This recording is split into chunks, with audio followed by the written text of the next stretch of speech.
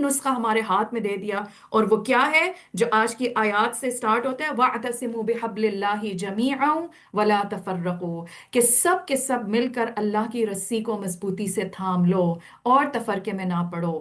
تو اگر ہم یہ چاہتے ہیں کہ ہم جس دین پر آئے، جس دین میں ہیں اس پر قائم رہیں، اگر ہم یہ چاہتے ہیں کہ کوئی بھی اہل کتاب یا کوئی بھی شخص آ کے ہمیں ایمان سے کفر کی طرف نہ پھیرے، ہمیں اس کتاب کے ساتھ ایک کانسٹنٹ لنک، اللہ کی آیات کے ساتھ ایک کانسٹنٹ لنک کی ضرورت ہے، اور ساتھ ہی ساتھ ہمیں تقوی کی ضرورت ہے، اور اس کو حاصل کرنے کے لیے ہمیں مل کر اللہ کی رسی کو مضبوطی سے پکڑنا ہے۔ اب اللہ کی رسی سے کیا مراد ہے؟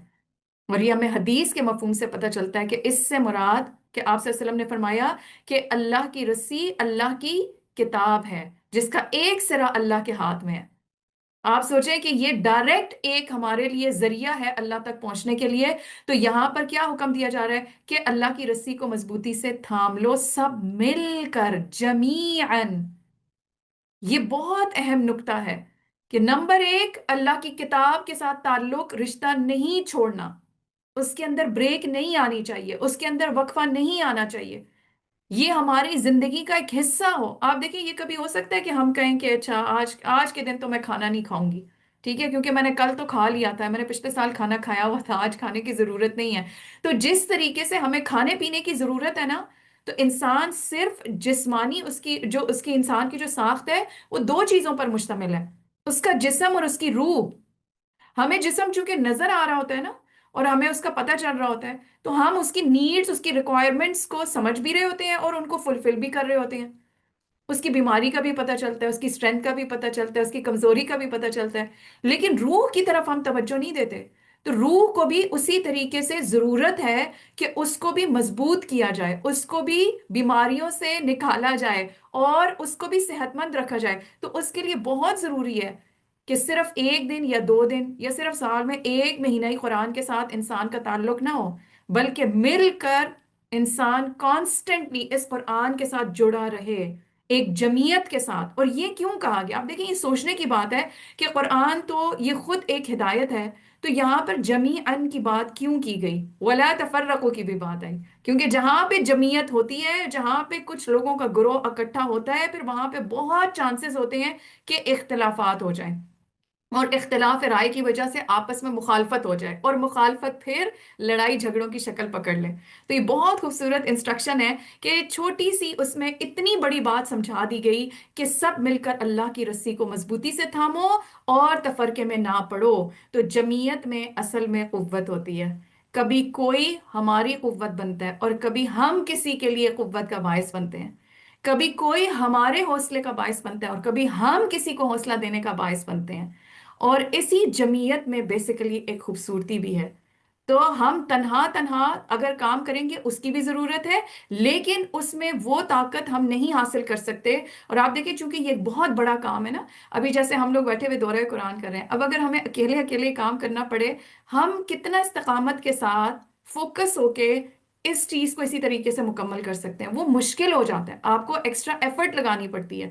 لیکن جب لوگ اکٹھے ہوتے ہیں تو ہر ایک کی ایک انرجی ہوتی ہے، اور ہم ہر ایک کی انرجی کا کچھ حصہ لے رہے ہوتے ہیں، جس سے ہمارے لیے ہمارا کام بھی آسان ہو جاتا ہے، اور جب ہم اوروں کو دیکھتے ہیں اس راستے پہ تو اس سے بھی ہمیں ایک قوت ملنے لگتی ہے۔ تو اس لیے خاص طور پر ہمیں اس چیز کا انتظام رکھنا ہے کہ ہم مل کر اللہ کی کتاب کو تھامنے والے بنیں۔ اور آپ دیکھیں جب انسان آپس میں مل کر اس قرآن کو تھامتا ہے تو اس کا نتیجہ کیا نکلتا ہے کہ انسانوں کے دلوں میں آپس میں محبت پیدا ہو جاتی ہے، اور یہ محبت جو ہے انسان کو جنت تک لے جانے کا باعث بھی بنتی ہے۔ آپ صلی اللہ علیہ وآلہ وسلم نے فرمایا کہ تم اس وقت تک جنت میں نہیں جا سکتے جب تک کہ تم مومن نہ ہو، تم مومن ہو نہیں سکتے جب تک کہ تم آپس میں محبت نہ کرنے لگ جاؤ۔ اور کیا میں تمہیں ایسی بات نہ بتاؤں کہ جس کو کرنے سے تم باہم محبت کرنے لگو؟ سلام کو ایک دوسرے میں عام کرو۔ تو سلام ایک ایسی چیز ہے جس سے انسانوں کے دلوں میں آپس میں محبت پیدا ہو جاتی ہے، اور یہ محبت ضروری ہے، جنت میں داخلہ اس کے بغیر ہو نہیں سکتا۔ آپ صلی اللہ علیہ وآلہ وسلم نے فرمایا کہ ایک مومن دوسرے مومن کے لیے یعنی ایک مومن آپس میں ایک دوسرے ایک مضبوط عمارت کی طرح ہے جس کا ایک حصہ دوسرے حصے کو مضبوط کرتا ہے، ٹھیک ہے؟ تو ہم جب ایک دوسرے کے ساتھ ہوتے ہیں تو ہم ایک دوسرے کو ساتھ ساتھ قوت دے رہے ہوتے ہیں۔ تو اب اس قوت کے لیے یا اس اکٹھے ہونے کے لیے کیا چیز ضروری ہے؟ نرمی کا ہونا بہت ضروری ہے۔ آپ دیکھیں یہ جو بادل ہیں، اتنے بڑے بڑے بادل ہوتے ہیں، لیکن جب انہوں نے بارش برسانی ہوتی ہے تو یہ ایک دوسرے میں کتنی خوبصورتی سے ضم ہو جاتے ہیں۔ لیکن وہ کیوں ہوتے ہیں؟ کیونکہ ان کے اندر ایک نرمی ہے۔ اگر دو سخت چیزوں کو آپس میں رکھیں وہ جڑ نہیں سکتی۔ تو اس کام کے لیے انسان کے اندر کیا ہونا چاہیے کہ جڑنے اور جوڑنے کی صلاحیت موجود ہونی چاہیے، نرمی ہونی چاہیے، کیونکہ ہر بندہ دوسرے شخص سے مختلف ہوتا ہے۔ اگر ہم یہ سوچیں کہ ہر کوئی میرے مزاج کا بن جائے تو پھر اکٹھے مل کے کام نہیں ہو سکتا۔ تو اپنے آپ کو بھی کسی جگہ پہ فٹ کرنا ہوتا ہے اور ہر شخص کو اس کی صلاحیت کے مطابق اس سے کام لینا ہوتا ہے، تب جا کے یہ جمعیت برقرار رہتی ہے اور تب جا کے کوئی بڑا پروجیکٹ ہوتا ہے۔ جب تک کوئی ٹیم ورک نہ ہو تب تک خیر کا کوئی بہت بڑا کام انسان نہیں کر سکتا۔ آپ صلی اللہ علیہ وآلہ وسلم نے فرمایا اللہ تم سے تین باتوں سے راضی ہوتا ہے اور تین باتوں سے ناراض ہوتا ہے۔ تین باتیں جن سے اللہ تعالیٰ جو پسند کرتا ہے یا جن سے راضی ہوتا ہے وہ کیا ہے؟ وہ پسند کرتا ہے کہ تم اس کی عبادت کرو اور اس کے ساتھ کسی کو شریک نہ ٹھہراؤ۔ نمبر دو، کہ تم اللہ کی رسی کو مل کر سب مضبوطی سے پکڑ لو۔ اور نمبر تین، جن حکمرانوں کو اللہ نے تمہاری ذمہ داری سونپی ہے ان کی خیر خواہی کرو۔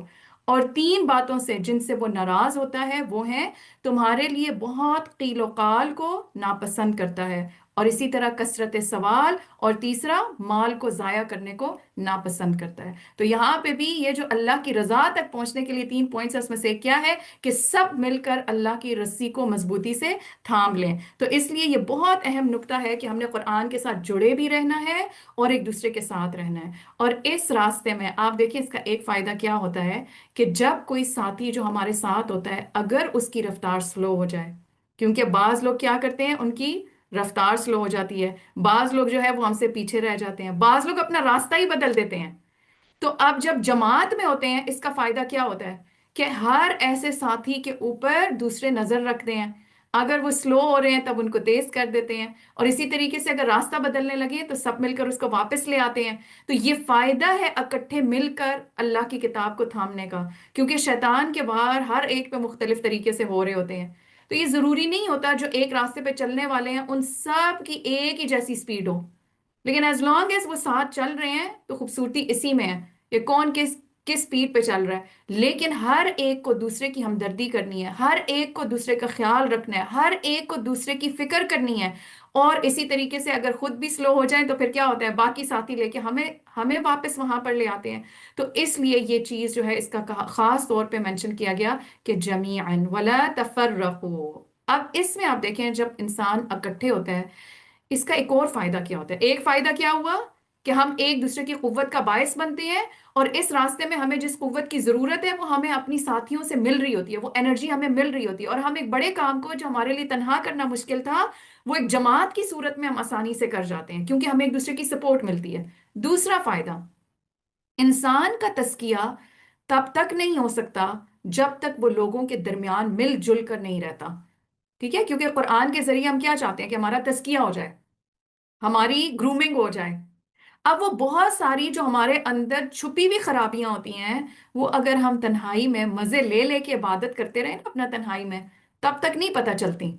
دیکھیں آپ تنہائی میں اگر کوئی شخص اکیلے میں جب یہ کام کرتا ہے تو آپ آرام سے تہجد کے لیے اٹھیں، خشوع کے ساتھ اپنی تہجد کی نماز پڑھیں، پھر اس کے بعد فجر کی نماز پڑھیں، اذکار پڑھیں، اپنی قرآن کی تلاوت کریں، اس کے بعد اشراق کے نوافل پڑھیں، مزے ہی مزے لگے ہیں، ٹھیک ہے؟ عبادت ہی عبادت ہو رہی ہے۔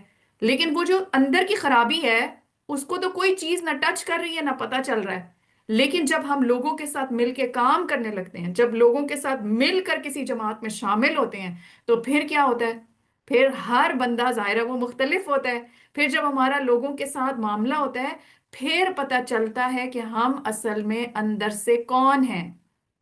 تنہا عبادت میں تو نہیں پتہ چلا، بڑا لطف آ رہا ہوتا ہے، لیکن ہر طرح کے مزاج کے بندے کے ساتھ جب ہم کام کرتے ہیں تو ہمیں یہ لگتا ہے کہ پرابلم شاید لوگوں کی ہے، لیکن ہمیں یہ نہیں سمجھ آ رہی ہوتی کہ ڈفرینٹ پرسنالٹیز کے ساتھ ہم کام کر کے اصل میں جو ہمارے اپنے اندر کمزوری، ویکنس، خرابی ہوتی ہے وہ سامنے آ جاتی ہے کہ اچھا میرا تو یہ پرابلم ہے، اگلے کو چھوڑو، میرے اندر تو یہ پرابلم ہے کہ یہ بندہ میرے ساتھ جب ایسے بولتا ہے مجھے یہ ایشو آتا ہے۔ تو اس موقع پر میں کتنا اپنے اندر صبر پاتی ہوں، میں کتنی اپنے اندر نرمی پاتی ہوں، میں کتنی اپنے اندر معاملہ فہمی پاتی ہوں، میں کتنا اپنے آپ کو اس راستے پر قائم رکھ سکتی ہوں کہ it's okay as long as we are on this path together, that's what matters the most. اس سے کوئی فرق نہیں پڑتا کہ کوئی میرے مزاج سے کام کر رہا ہے یا نہیں کر رہا.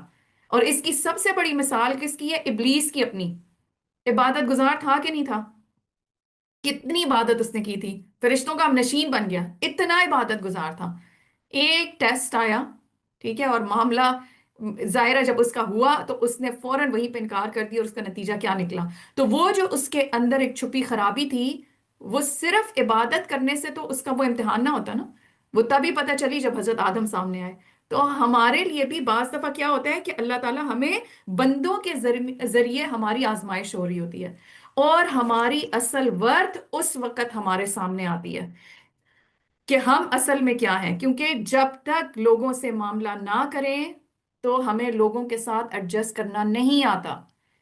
اسی لیے آپ دیکھیں جو جوائنٹ فیملی سسٹم میں بچے بڑے ہوتے ہیں، یا جو بچے ہاسٹلز میں بڑے ہوتے ہیں، ان کے مزاج میں فرق ہوتا ہے ان کے مقابلے میں جو اکیلے خوب پیمپر ہو کے بڑے ہوئے ہوتے ہیں. کیوں؟ کیونکہ جب آپ بہت سارے لوگوں کے ساتھ رہتے ہیں نا تو آپ بہت ساری عادات کو سیکھتے بھی ہیں اور ان کے ساتھ ایڈجسٹ کرنا بھی سیکھتے ہیں. تو اسی طریقے سے قرآن کے معاملے میں اس میں بھی کیا ہمیں سکھایا گیا کہ سب مل کر اللہ کی رسی کو مضبوطی سے تھامو، اور پھر یہ یاد رکھو کہ صرف تھامنا ہی نہیں ہے، اب تفرقے میں نہیں پڑنا. ہر طرح کا شخص ہوگا، ہر طرح کا بندہ ہوگا، اور اس کو ایکسیپٹ کرنا ہے اور اس سے اس کی مختلف صلاحیتوں کے مطابق کام لیتے جانا ہے، لیکن نہ اس راستے کو چھوڑنا ہے اور نہ ہی اس جمعیت کو چھوڑنا ہے.